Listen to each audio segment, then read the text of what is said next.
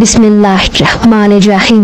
আসসালামু আলাইকুম প্রিয় দর্শক, আশা করি আল্লাহর রহমতে সবাই ভালো আছেন।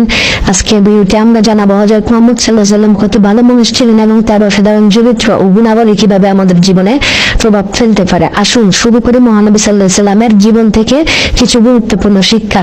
প্রথম, নবীজির সত্যবাদিতা ও বিশ্বাসতা। হযরত মুহাম্মদ সাল্লাল্লাহু আলাইহি ওয়াসাল্লাম ছোটবেলা থেকে ছিলেন অত্যন্ত সত্যবাদী, বিশ্বাস।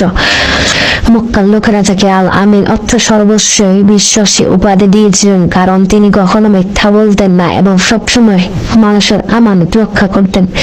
একটি গল্প আছে, একবার একজন লোক মক্কা থেকে দূরে কোথাও যেতে চাইলে এবং সে নবীজি সাল্লাল্লাহু আলাইহি ওয়াসাল্লামের কাছ থেকে পারমিশন নিতে আসে এবং তার কিছু জিনিস রেখে যায়। তার কাছে পারমিশন নিয়ে তার কিছু জিনিস রেখে যাওয়ার পরে সে মক্কা থেকে দূরে চলে যায় এবং তার অনেক কিছুই বাকি রেখে যায়।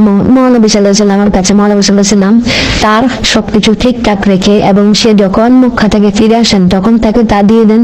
এবং তার সাথে আজকের ভিডিওটি এখানে শেষ করা হলো। ধন্যবাদ।